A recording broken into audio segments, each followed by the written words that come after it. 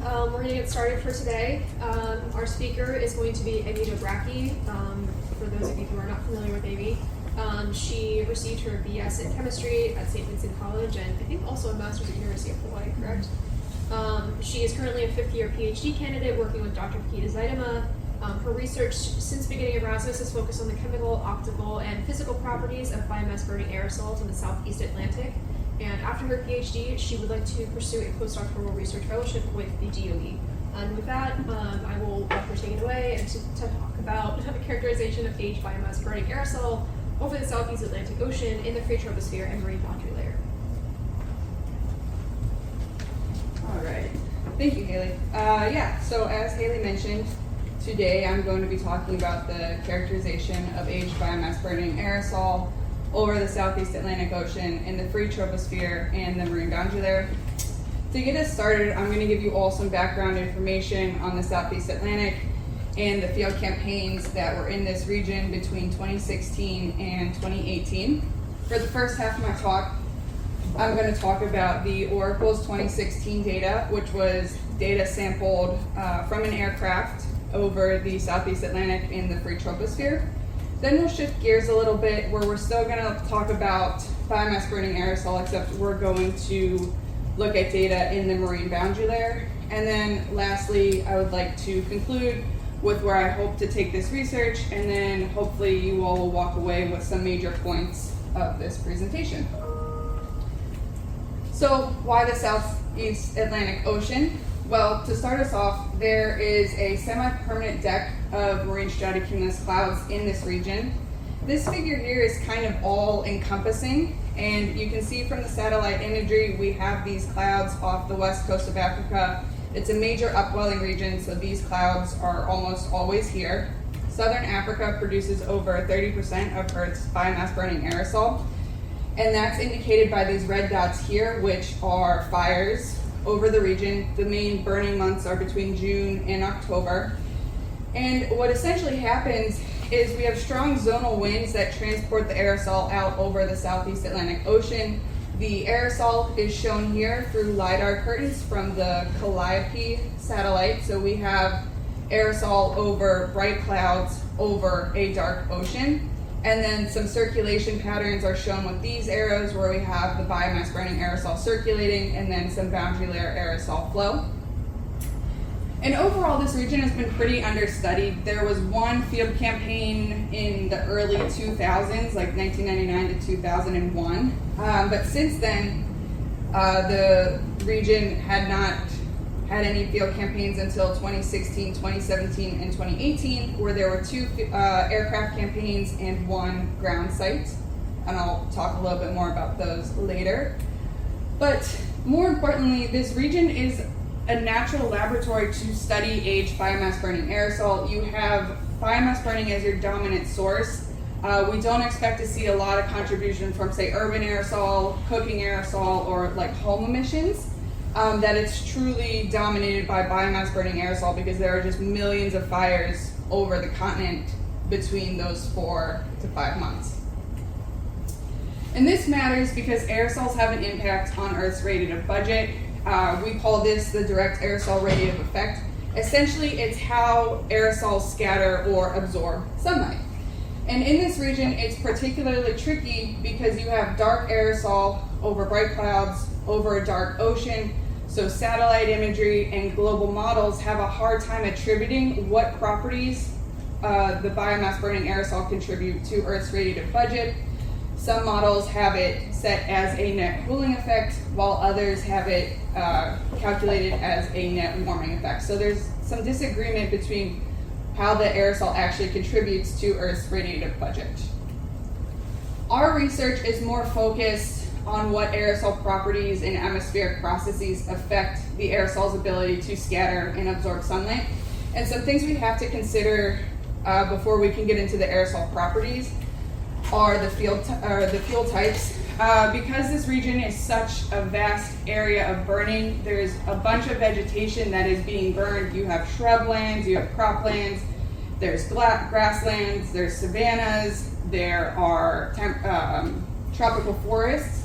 And the fuel type can change the burn-in conditions, which changes the aerosol output. When you have really hot flaming fires, you have emissions that favor black carbon aerosol, and when you have smoldering, less efficient fires, you have conditions that favor organic aerosol. And now that we have this aerosol and this smoke, we have to consider how it's transported out over the Southeast Atlantic Ocean. In the free troposphere, we have those strong zonal winds aloft, so we know that the aerosol in the free troposphere is transported at those higher altitudes where it sits above these clouds. But we also have to consider how long does it stay in this region, and that's dependent on the winds and circulation patterns, and that then plays a role in the photochemical and chemical composition of the aerosol, because if it's circulating around, it's just baking in the sun above these bright clouds. So we have to consider photochemical reactions in this region. And then in the boundary layer, we also have aerosol. So we have aerosol above cloud, we have aerosol below cloud. What happens when you have aerosol cloud interactions? So on that end, we have to look at what happens to the clouds, but also what happens to the aerosol if it interacts with the clouds. So even though this is a pretty complex and dynamic place, our main objective is to characterize these variables in order to provide the community with a simpler approach to parameterize the direct aerosol radiative effect. In the end, we're trying to figure out what really matters when it comes to the aerosol properties. And that's kind of how I want to set up my talk for the rest of this presentation, is we're looking at what influences these aerosol optical properties. As I mentioned before, there are 3 field campaigns in this region between 2016 and 2018. The first half of my talk will focus on the oracles data. This was a NASA campaign which sent 2 aircrafts down to this region over 3 years. In September of 2016, we flew out of Walvis Bay, Namibia. In August of 2017 and October of 2018, we flew out of Sao Tome. The NASA P-3B was our in-situ aircraft. It was outfitted with a suite of instruments to sample in plume aerosol. So we took the plane from 200 feet above the ocean all the way up to 6 kilometers where we sampled in plume aerosol. And then the ER-2 is a spy plane. It's the U-2, but it flew at, like 80,000 feet, and it had our remote sensing instruments on it. And that gave us a larger scale picture of the biomass burning aerosol in this region. For my second half of the talk, I'll be using data from the LASIK campaign, the Layered Atlantic Smoke Interactions with Clouds campaign. And this was a DOE ground site. And what they do is they set up the shipping containers outfitted with the similar payload of instruments that we had on oracles, and they sampled the aerosol at Ascension Island in the boundary layer between July 2016 through November of 2017, so overlapping with 2 of the 3 oracles campaigns. And then lastly, the Clarify campaign was a UK funded aircraft campaign, and they were based out of Ascension Island in August of 2017, and they sampled aerosol in the boundary layer and the free troposphere near Ascension Island. I don't talk too much about their data, but this was a 3rd campaign that overlapped with both oracles and the LASIK campaign. So for the first part of my results, I'm going to discuss this is my first paper. It's currently in ACP. It's titled An Attribution of the Low Single Scattering Albedo of Biomass Burning Aerosol over the Southeast Atlantic. And the objectives of this paper are to characterize the chemical, physical, and optical properties of biomass burning aerosol in the free troposphere. We want to examine the aerosol loss mechanisms in the free troposphere, investigate which chemical and physical aerosol properties impact the optical properties, and then provide a simple optical-chemical relationship to be implemented into large-scale models. The figure you're looking at here is to orient you with the region that we're studying. The 3 stars are the 3 sampling locations. So for September of 2016, we flew out of Walvis Bay, Namibia. The black lines here are our flight tracks. You can see there are 2 distinct types of flights. The flights that went diagonal up to 10 South were our routine flights, and the rest of the flights that sampled along the coast were the target of opportunity flights, where we essentially got to cherry pick the aerosol that we wanted to study. Then For 2017 and 2018, we flew out of Sao Tome and Principe, so we were a little further north near the equator. And then Ascension Island is out here near 10 South, and it is truly in the middle of nowhere. It's about 2,000 kilometers off the coast of Africa. The brown spots on this map are meant to show fire density, the hot spots of where the September fires are, or were. And this is from the NASA VERS satellite. I binned the data in 2x2 degree boxes, and this is just to show that most of the fires in September were in the Zambia and Mozambique region. So as the season progresses, the fires shift further east. The data that I'm looking at is from a suite of in situ instruments to look at the chemical composition. I am using data from the Aerosol mass spectrometer, or the AMS, and that sampled non-refractory submicron aerosol, such as organics, nitrates, ammonium, and sulfate. And submicron just means we're looking at aerosol that is smaller than a micron in diameter. And then the SP2 sampled refractory black carbon aerosol. To look at the optical properties, we used a particle soot absorption photometer, or the PSAP, and that measured aerosol absorption at 3 wavelengths, and the nephelometer measured aerosol scattering at 3 wavelengths. Our gas measurements were from the Los Gatos analyzer, where we were able to get CO and CO2, and the long differential mobility analyzer, the LDMA, gave us particle size. The data we're looking at is from 5 flights in September of 2016 and 1 flight from September of 2017. Even though each year we flew about 13 flights, we're only able to use 6 flights worth of data. Aircraft campaigns can be a little tricky, and to get all of the instruments to work at the same time can be quite difficult. So unfortunately for the month of September, we are limited to 6 flights worth of data. And we're only looking at aerosol that is greater than 20 organic aerosol that is greater than 20 micrograms per cubic meter. And this is to account for dilution. We ran some calculations, and this seemed like a good threshold to set, as we didn't want to attribute the changes that we're seeing in our aerosol properties to dilution. So that's why we set such a high threshold on the organic aerosol. I'm going to go through some calculations and some acronyms that I'm going to use throughout the rest of this presentation. If you're going to remember one, this is the one to remember: the single scattering albedo, which I will refer to as SSA, and it's the ratio of the amount of light scattered relative to the amount of light scattered and absorbed. Essentially, it means how well the aerosol scatters sunlight. So if you have a high SSA, it is efficiently scattering aerosol. If you have a low SSA, it does not do such a great job at scattering the aerosol. And then secondly, I will refer to this modified combustion efficiency as the MCE, and it's a metric to tell us how efficiently the fires were burning over the continent. We just look at the ratio of CO and CO2. And when you have really efficient fires, they're flaming, they're really hot, you're going to have a higher MCE above 0.9. And when you have those smoldering, less efficient fires where you emit more of that organic aerosol, you're going to have a lower MCE below 0.9. So if I talk about the combustion efficiency or burning conditions, MCE is what I am referring to. To get into some of our results, this was one of the first things we found out about the Oracle's aerosol is that it's old. It's very aged, it's oxidized, and we know this from this variable that is called F44. And F44 is measured in the AMS, and it is indicative of aerosol oxidation. It is also indicative of carboxylic acid formation. And the idea is, as aerosol becomes more oxidized, it starts to resemble more carboxylic acid-like functional groups. And a general rule of thumb is, as F44 increases, that means the aerosol is more oxidized. And due to the payload on the aircraft, we didn't have a direct way to measure the age of the aerosol. So as a metric of age, we're using the Weather Research and Forecasting Aerosol Aware Microphysics model. And it turns out F44 increases as age increases.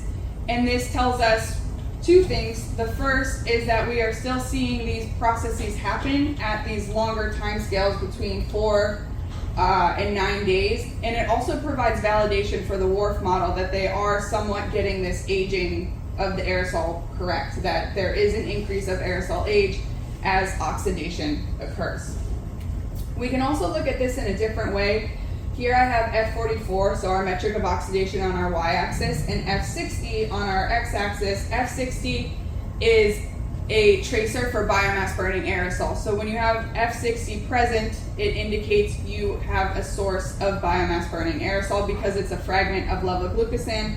F60 is also measured in the AMS. And what happens is when you have fresh aerosol, so I included data from an Arctic campaign where they were able to fly directly over the fire. So at 0 hours, you have high values of F60, low F44. They followed the plume downwind 5 hours, and what you see is F60 decreases and F44 increases. Now this is their results after 5 hours, and for oracles, we're looking at 5 days. And we weren't really sure what we would see with the oracles data. It's all kind of lumped in this upper left-hand quadrant. But when we take a closer look, we see that there is still some variation in F44, and there is one flight that stands out from the rest of them. And we thought, let's take a closer look at this. We are now going to use this flight from September 24th, 2016 as a case study. And we expected to see younger aerosol on this flight because it was the flight we flew closest to the coast. Due to the limitations of the campaign, we could not fly over the continent, so we don't have an idea of what was being burned or how it was being burned or what our aerosol started as. We only have the aerosol at our sampling location. But the F44 indicated that it was the youngest. These high split back trajectories show that the aerosol is taking between 3 and 5 days to get to our sampling location from southern Angola. And to account for the argument of different burning conditions and different fuel types, we can look at the ratio of BC to CO. Black carbon is our aerosol tracer that will be conserved through chemical processes. We don't expect black carbon to be removed, and CO as a gas tracer is also conserved on these timescales. And when you look at this ratio relative to F44, we see that there is no significant change in this ratio, indicating that we probably have similar fuel types and similar burning conditions for the data we're looking at. However, when you look at the organic aerosol relative to black carbon ratio, as F44 increases, you notice a decrease in organic aerosol. And to us, that was kind of an exciting result because this is really hard to show.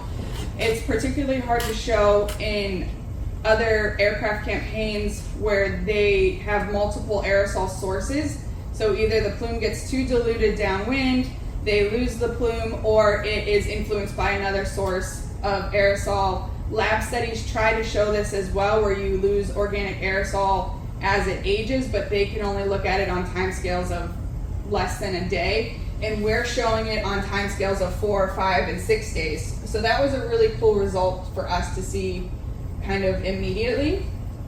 And when we look at size distributions, these results also support that we're losing organic aerosol. So this figure here is showing the number counts relative to black carbon. Again, we want to make sure that there's no physical removal. And we have the red curve where we have less oxidized aerosol, and the purple curve where we have more oxidized aerosol. And what we see is as the aerosol becomes more oxidized, the diameter increases, and this could be due to a few things. As we lose organic aerosol, we keep the same fraction of black carbon aerosol because black carbon is not removed. Black carbon is naturally bigger than organic aerosol, so the size distribution could shift to favor the larger black carbon particles as you're losing organic aerosol. There's also the possibility of coagulation. We are in the free troposphere, there's plenty of aerosol.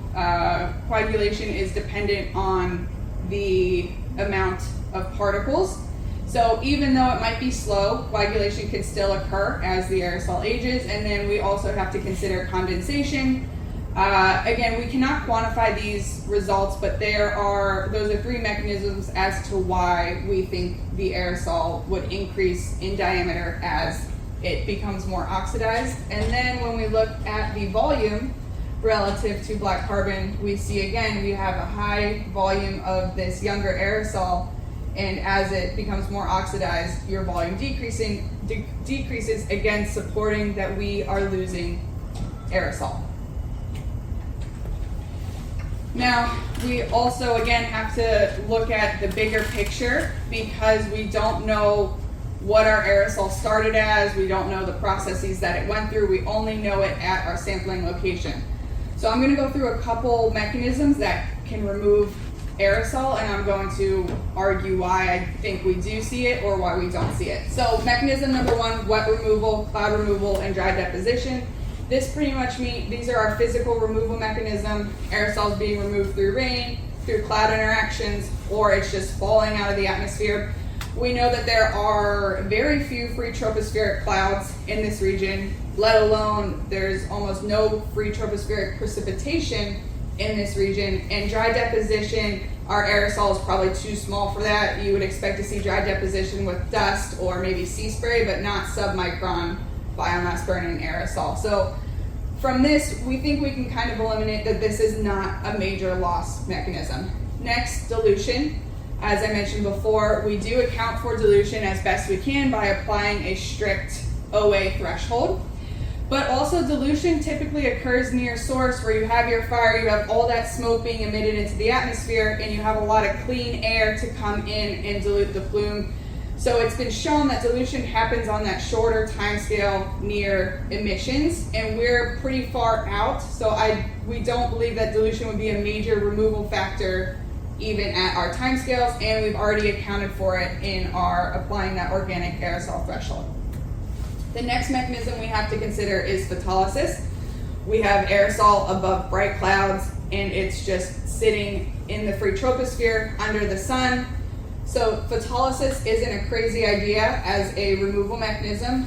This paper by O'Brien and Kroll show that this is a loss mechanism that should be included, but they state that this is really only on the order of a day, that after that the secondary organic aerosol is photorecalcitrant, meaning that it's probably not as reactive after one day. And again, our aerosol is pretty old, but we cannot definitively rule out that photolysis is a loss mechanism, so we are keeping photolysis as a potential loss mechanism. And then lastly, this mechanism is what we believe is our dominant loss of organic aerosol, and we refer to it as heterogeneous oxidation. And it's pretty much those organic compounds breaking apart, and it can break apart in two ways. The two main ways are fragmentation and functionalization. Fragmentation gives you a higher volatility product, while functionalization gives you a lower volatility product. Based on our results, I think we see fragmentation as opposed to functionalization, and that's because in this Kroll paper they state that fragmentation dominates when you have an oxygen to carbon ratio greater than 0.4. I don't show this, but in our data, our oxygen to carbon ratio is like 0.6 and 0.7 on average. So again, we think we're probably seeing this fragmentation pattern to contribute to the loss of our organic aerosol. Now, this is important because as you're losing organic aerosol, black carbon aerosol is conserved, and that's going to have an effect on the optical properties of the aerosol, like the single scattering albedo. Here we show data from four flights where we have level leg transects, meaning that we are just transecting the plume at a single altitude. And again, we think that using level leg data can help eliminate the variability of source, different fuel types, and different burning conditions, because we know there's not a lot of vertical mixing in this region. And what the level leg data shows is that as your OA to BC ratio increases, so you have more organic aerosol relative to black carbon, your SSA increases, thus it is more efficiently scattering aerosol. However, when you have a lower oxygen to or organic aerosol relative to black carbon ratio, you have a lower SSA. Again, it makes sense because if you're dominated by black carbon, you are not going to scatter light as efficiently. And so from this, we think we are able to parameterize single scattering albedo as a function of the organic aerosol to black carbon ratio. And this was a pretty cool result because SSA is usually dependent on particle size, that you would expect larger particles to scatter more light. Again, I don't have the figure shown here, but our research shows that our larger particles do not scatter more light. And so we think that the chemical properties are something that is very important when we're looking at the single scattering albedo, especially in this region that's dominated by biomass burning aerosol. There has been work done on parameterizing SSA. For example, a paper by Brown et al.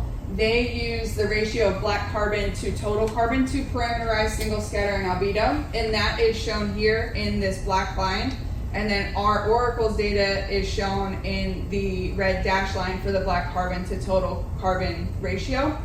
They do use a variety of field campaigns, so they are looking at a bit more data than we are. However, I think we're trying to argue that while the BC to TC ratio is a good metric, OA to BC is a little easier to calculate, because in order to get this total carbon variable, you have to have the right aerosol mass spectrometer, or else you have to make some pretty big assumptions about the aerosol.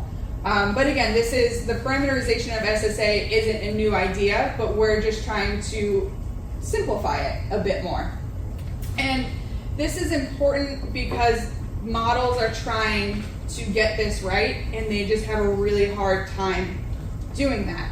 I've included two titles from two pretty high impact papers. The first is titled Biomass Burning Aerosols in Most Climate Models Are Too Absorbing, and the second is titled Climate Models Generally Underrepresent the Warming by Central Africa Biomass Burning Aerosols Over the Southeast Atlantic. These papers were published in Nature and Science. They're high impact papers that have just have different perspectives. And what we see is on this figure, which is courtesy of Mark Millay, they're looking at the black carbon to organic aerosol ratio, is when we put our oracles data on this plot, we notice that the models don't capture this vertical dependence that we see in the field. And the models, they have more OA per black carbon particle at the 3 to 5 kilometer range, which is in here, and that's arguably the thickest part of the plume. And what we think is happening is these models aren't accounting for a secondary loss mechanism of organic aerosol. They usually put in wet deposition, but in a place like the Southeast Atlantic where you don't have wet deposition, that means their organic aerosol isn't being removed. So when you have too much organic aerosol is a scatterer, it's showing that SSA is too high in these models. And this isn't to knock the models, it's just to show that we need to do more work on this, that modeling the free troposphere isn't as simple as just putting in values and letting it run, that it's actually pretty complex and it's hard to get right. And that pretty much concludes the results from my first paper. And if you were to take away anything, I would like you to remember that aerosol continues to oxidize in the atmosphere beyond 5 days. Our case studies show that organic aerosol is lost through photolysis or heterogeneous oxidation reactions as it becomes more oxidized. And the SSA can be estimated by the relationship of OA to BC or BC to TC, which provides a straightforward connection between chemical and optical properties that is useful for the modeling of the direct aerosol radiative effect. Now, to switch gears, we're still going to be looking at biomass burning aerosol in the Southeast Atlantic Ocean. We're just going to look at it in the marine boundary layer, and we're going to look at it 2,000 kilometers off the coast of Africa. So our study location shifts to Ascension Island, which is here, and this is just an image of the DOE's ground site with their shipping containers outfitted with their instruments. And the objectives of this research are very similar to what I did with the oracles research, where we want to characterize the chemical, physical, and optical properties of the biomass burning aerosol in the marine boundary layer.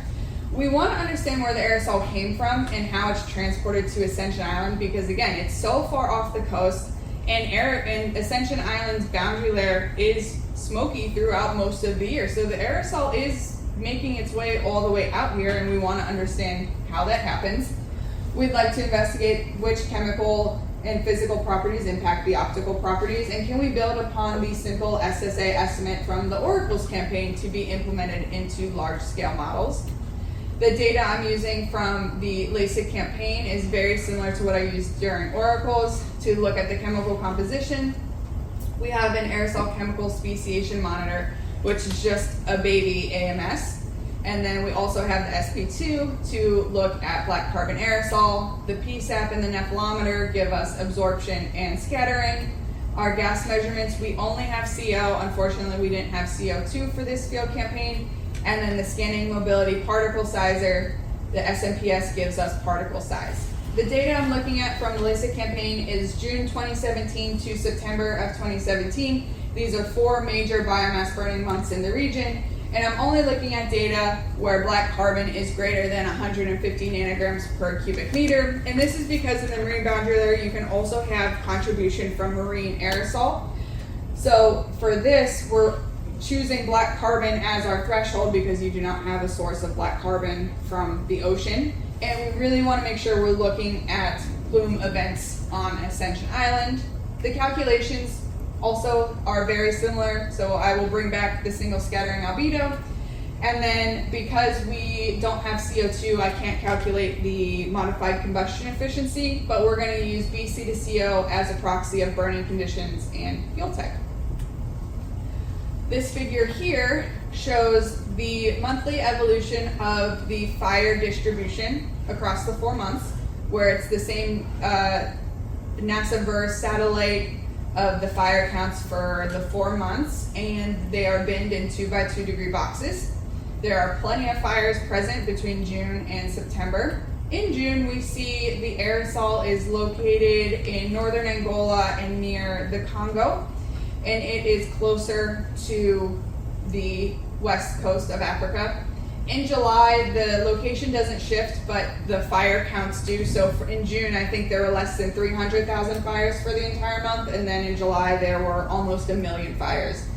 So location doesn't change drastically from June to July, but fire count does. In August and September, the most fires were detected by the satellite, and we noticed a shift in burning location. As the season progresses, the fire shift more south and more central, and then eventually they end up on the eastern side of the continent near Zambia and Mozambique, which then makes things a little interesting because we have fires all the way on the east coast of Africa. So now they're traveling almost double the distance to get to Ascension Island. We still see aerosol in the boundary layer all 4 months, even with different burning conditions and fire locations. So we need to look a little bit more at the meteorology and transport of the aerosol. Here I'm showing a time series of the black carbon to CO data. Black carbon is the black line and CO is the blue.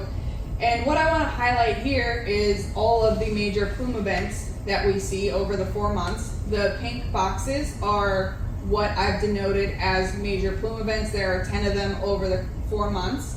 In June, we have 3 major plume events. In July, we have 4 major plume events. August, the boundary layer is pretty much smoky the entire month of August, so I've denoted 2 major events in August. And then in September, we only have 1 event at the beginning of the month, and that's because we believe there were sampling issues with the SP2 after the 14th, so we're only able to look at data before September 14th. But we still get 1 plume in September.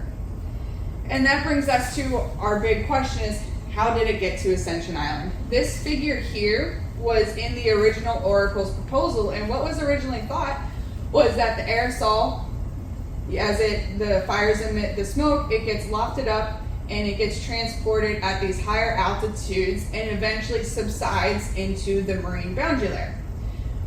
And that works for 1 month. The other 3 months, we had to do a little bit more research to figure out how aerosol got to Ascension Island in the boundary layer. And in June, July, and August, we found that aerosols directly transported to Ascension Island in the boundary layer. I have here, again, a map of the region. The red contours represent the fire density for July.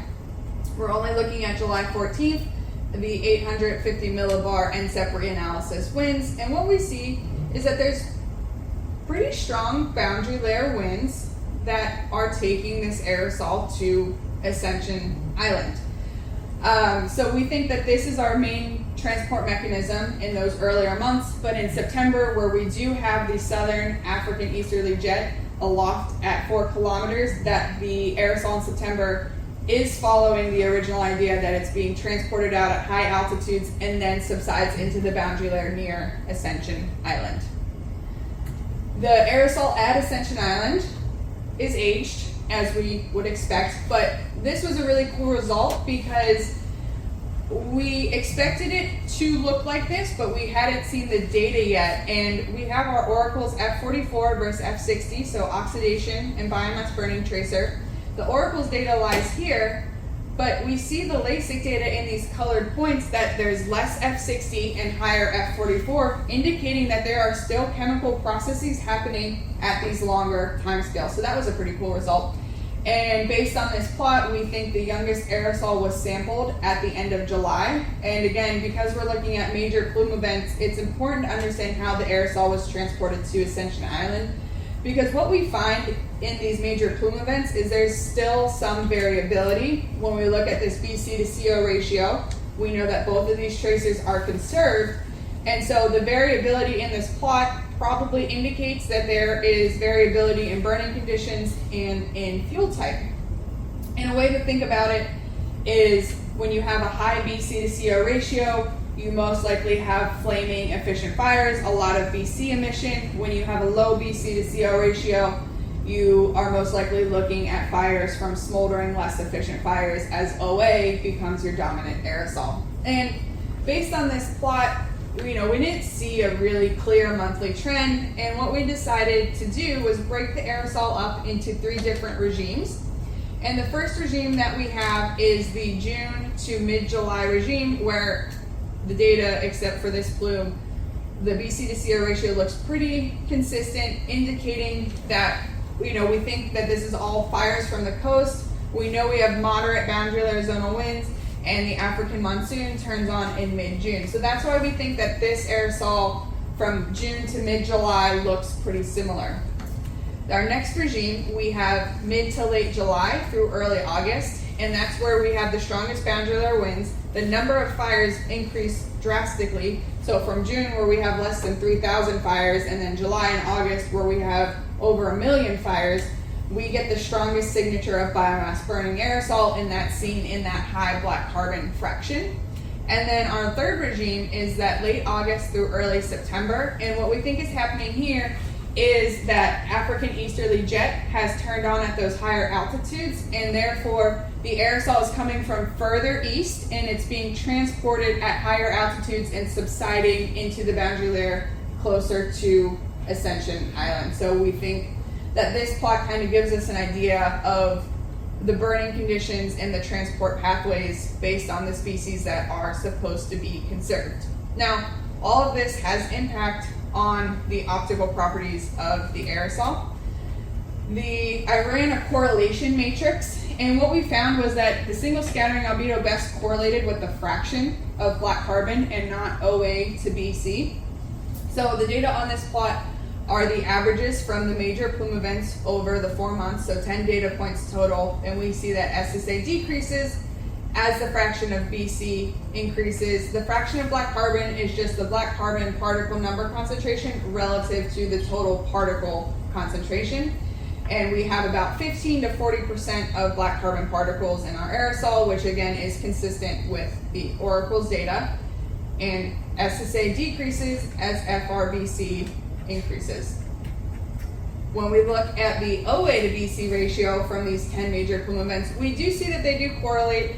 It has that same positive correlation that oracles had. It's just not as strong as the fraction of black carbon. And then we had the idea recently to look at both data sets on one plot. And when we look at the fraction of black carbon aerosol relative to SSA for both oracles in the colored points and LASIK data in the red points, they have slightly different slopes, and they don't really make a continuous plot, that they're separate, that the LASIK SSA is in fact lower than the oracle's SSA, while the fraction of black carbon stays pretty consistent. But what was really cool is when we put the OA to BC data points on one plot, we have now a continuous line that the LASIK data is our lower SSA, lower OA to BC ratios, and we have our oracles data up here, that we are able to extend our SSA parameterization. And to us, that was a really cool result that we just found maybe 2 days ago.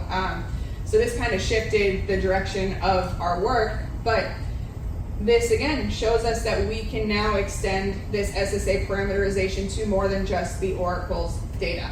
And then I have both plots here to again showing you next to them that the OA to BC ratio is a much nicer parameterization for SSA than the fraction of black carbon.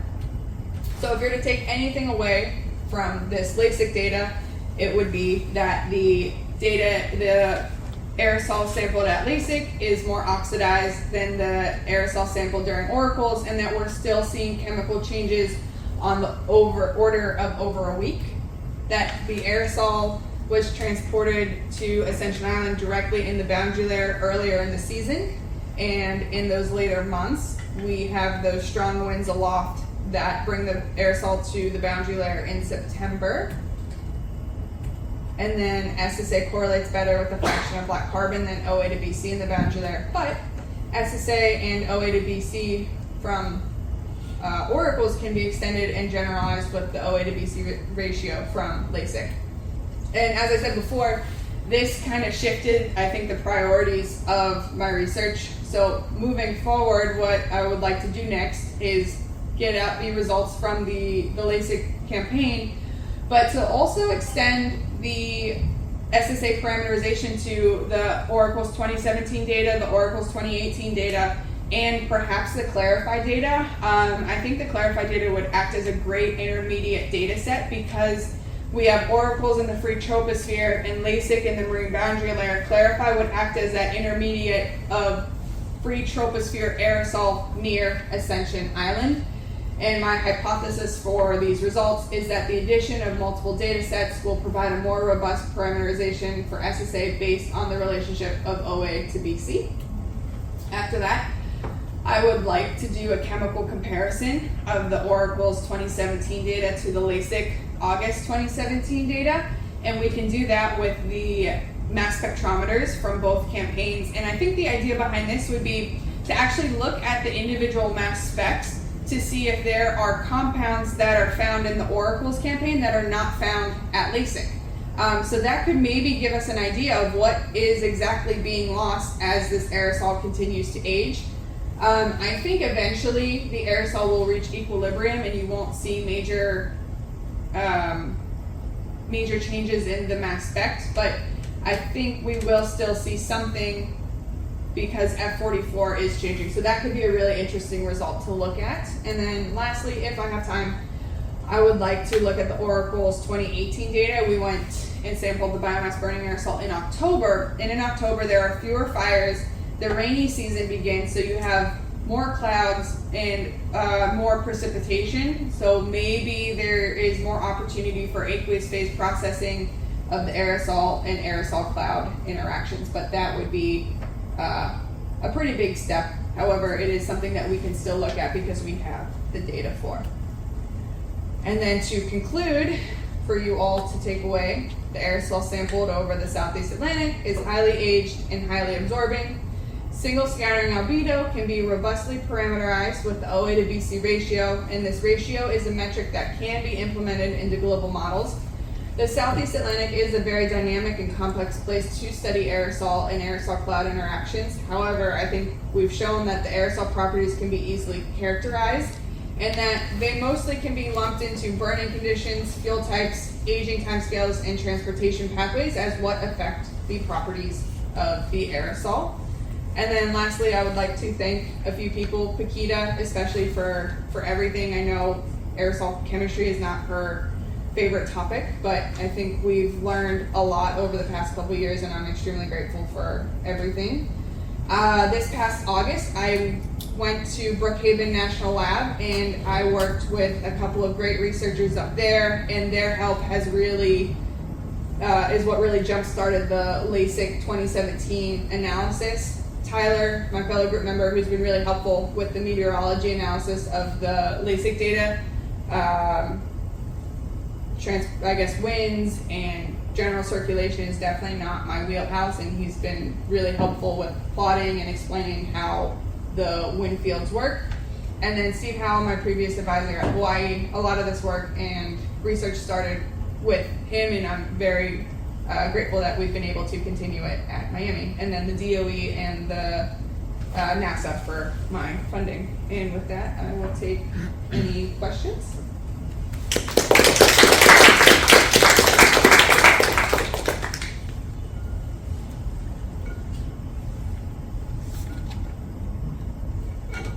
Haley?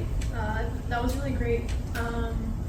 Yeah, I thought it was really cool. I was wondering if you could get into just like a little bit of detail about photolysis as a removal mechanism. I know that I guess like what's actually happening. You're just breaking apart the organic compounds in the biomass, and that's like breaking it apart as an aerosol, or? I think, yeah, essentially. And so, and that's where I think it gets a little tricky, is exactly that, is what between photolysis and those functionalization and fragmentation is what is actually happening. And I think that it's, let me think about this. I guess photolysis is more directly related to the amount of sunlight and like radiation, whereas I think fragmentation is truly the oxidation, and so maybe the fragmentation is a little more chemical than the photolysis, where it depends on the radiation conditions a little more. I think I would have to look more into that, but that would be my initial response. Cassie. So this is great. My question though is, for the photolysis, is it truly a loss mechanism of OA, or is it just a conversion To the gas phase. not to gas phase necessarily, but from non-refractory OA to refractory OA that you can't detect with the AMS? Yeah, so that's a really good point.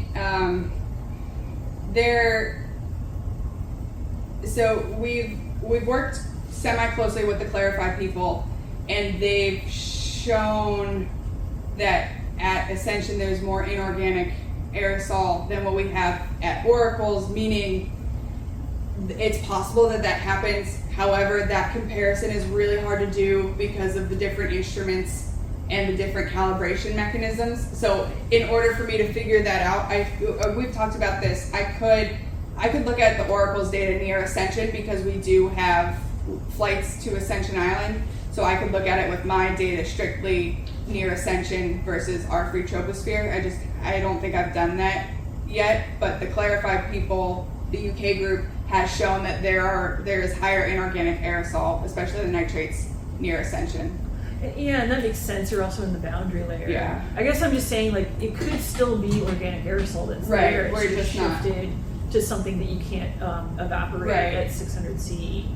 But I wonder if the SMPS data that you showed could provide some clarification, right? Because that could provide an estimate of mass and like whether the mass is conserved or not, right? True. So that might be a helpful way to approach the problem. I don't know, just thinking about this. I've always, like those photolysis experiments, I've had the same kind of question as you, is like, what are the mechanisms for actually, how you Right. actually lose this stuff? And is it really lost, or is it just a function of how we're measuring it, right? Right. Yeah, and I think it's hard to do. Yeah, but the SMPS might be helpful. Okay. Like you could do like a mass loss calculation with the SMPS and just see like what the total mass is. Is it conserved or not? Okay. Because if you're shifting just from refractory to Right, it would be conserved. it would be more conserved, Right. than if you were actually Truly losing breaking- it. yeah. Exactly. Yeah. So that might be a good check on the data for Yeah. the mechanism. Yeah, that's definitely something to do. I also think that our our high resolution variables with how high our O to C is, I do think that indicates more of fragmentation. Do you have any filters from the campaign? Like any filters of the aerosol or anything like that? Yes. Because I'm also wondering, like, for photolysis, I would think the aerosol would have a lot of maybe chromophores present that you could potentially pick out. Maybe even like a UV vis or something like that. And see if, you know, that would be a viable mechanism, right? Because something in the aerosol has to be absorbing that. Right. Probably the UV to make that mechanism happen. It's just a guess. Actually, it doesn't seem like there's much variability. Yeah. Okay. Yeah, we've shown that. The Clarify people have shown that it's not a lot of brown carbon. Okay. Yeah, I'll have to think on that.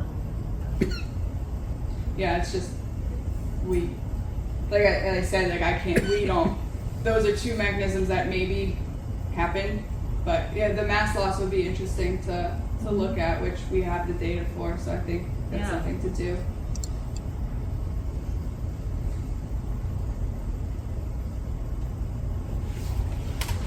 Have you looked at the sulfate to BC ratio for LASIK? For which campaign? The LASIK one, just because there's also going to be sulfate.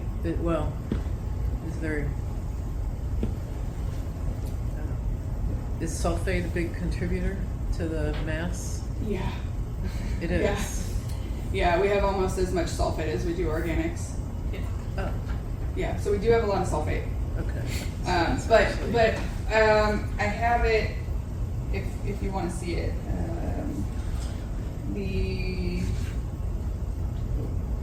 It's just, isn't that kind of a wild card with the SSA?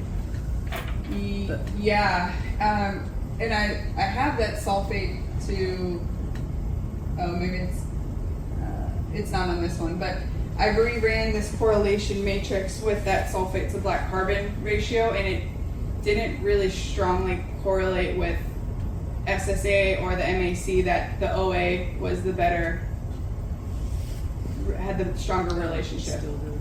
But it was still weak. It was weak, but it was still there. Because the phosphate paper states that in the boundary layer, sulfate contributes more to a lensing effect in the boundary layer than it does in the free troposphere. So that could be something to look into as well. Is that the lensing effect that MAC, which we're still working out those details, but something is causing the aerosol in the boundary layer to be more absorbing than the aerosol. In oracles, it could be the OA to BC ratio, it's a lot lower in the boundary layer. But is there other things? Because it's very chemically different there too. A lot of moving pieces.